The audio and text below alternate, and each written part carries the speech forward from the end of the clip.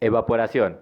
¿Alguna vez te has preguntado qué es la evaporación? ¿A dónde va toda esa agua que diario tiramos? Sí, a eso que le llamamos seco. Enseguida te lo explicaremos, así que quédate. Esto es Evaporándonos.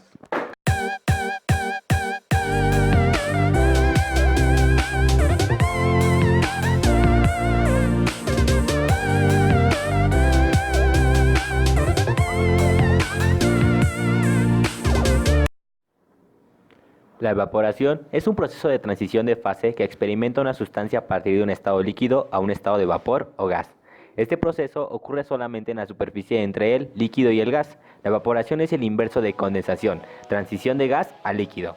La evaporación se diferencia de la ebullición en términos de proceso. La evaporación ocurre solamente en la superficie, mientras que la ebullición ocurre dentro de la masa líquida. Este es un proceso endotérmico, ya que requiere calor para generar la transición de fase, calor necesario para vencer las fuerzas de cohesión molecular en la fase líquida y en el trabajo de expansión cuando se vaporiza el líquido. El proceso de evaporación depende de la intensidad y movimiento térmico de las moléculas. Cuanto más rápido se mueven las moléculas, más rápido se produce la evaporación. Además, la velocidad de la difusión externa en relación con la sustancia influye en la evaporación, así como en las propiedades de la sustancia misma. Por ejemplo, el alcohol se evapora mucho más rápidamente que el agua. Dato interesante, ¿no? Y a todo esto, ¿cómo se relaciona la evaporación con la agricultura? La evaporación es el fenómeno meteorológico más importante al momento de definir con cuánto agua vamos a regar, dependiendo del cultivo y su fase de desarrollo. Se llega a estimar otro parámetro más importante para el cálculo del agua de riego, el cual se conoce como evapotranspiración. ¿Qué es la evapotranspiración? La evapotranspiración se define como la pérdida de humedad de una superficie por evaporación directa, junto con la pérdida de agua por transpiración de la vegetación. Hay varios factores que se relacionan con la evaporación. A continuación, te los mencionaremos. La evaporación y la humedad del suelo. Para que ocurra evaporación en el suelo, el mismo debe de estar húmedo. La lógica dice que si no hay agua para evaporar, por supuesto no ocurrirá el fenómeno. Un suelo muy húmedo evaporará más agua que uno más seco. Esto está estrechamente relacionado con la fuerza con la que el suelo retiene el agua, que para los entendidos en la materia conoce como potencial hídrico. La evaporación y la humedad del aire. Por otro lado, el agua se evaporará con mayor intensidad si el aire está seco que si el aire está húmedo. Es por ello que después de una lluvia la evaporación baja a prácticamente nada. Para ilustrar lo explicado anteriormente un poco más, en especial con lo que concierne a la humedad del aire y el fenómeno de la evaporación, decimos que si la humedad relativa es del 70%, eso significa que el aire puede recibir todavía un 30% más de agua para llegar a estar saturado. Si el aire tiene una humedad relativa del 35%, eso quiere decir que está muy seco y puede recibir un 35% más de agua.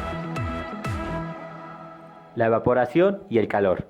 Otra forma que hay que considerar para que se produzca la evaporación es el calor. Hay que aplicarle calor a la olla para que evapore el agua. Igual sucede con el suelo. Si el cielo está despejado, el sol incidirá con fuerza sobre el suelo, produciendo evaporación, tal como lo hace la candela con la olla con agua. Si el cielo está nublado, el sol evaporará poca agua. Estos dos puntos anteriores nos explican que a mayor temperatura, mayor evaporación. En términos generales, podemos decir que la evaporación es mayor a nivel del mar, donde hace más calor, que en las altas montañas, donde hace más frío. Sin embargo, debemos estar atentos al siguiente punto, que puede cambiar esta conclusión. La evaporación y el viento. El viento tiene que ser considerado a la hora de evaluar la evaporación.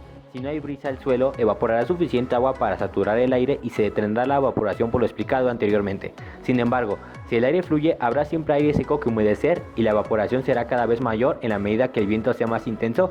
Esto se le conoce muy bien a las amas de casa, a quienes se les seca la ropa más rápido cuando hay viento, ya que la evaporación es mayor. En las altas montañas tiende a haber más brisa que en las tierras bajas. Si el aire que sopla es seco, entonces la evaporación será más alta que en las tierras bajas. Esto explica por qué el desierto más seco del planeta se encuentra en Chile, en unos valles muy altos. Hemos visto todos los factores que influyen en la evaporación, pero ¿cómo se mide la evaporación? Instrumentos de medición de la evaporación. El tanque vaporimétrico o tanque de evaporación mide la evaporación efectiva, es decir, la cantidad de agua que a masa líquida al aire libre pierde a través de una superficie por haberse convertido en vapor durante un cierto periodo de tiempo. Eso fue todo, espero que te hayas aprendido todo sobre evaporación. Nos despedimos y te deseamos lo mejor. Hasta pronto.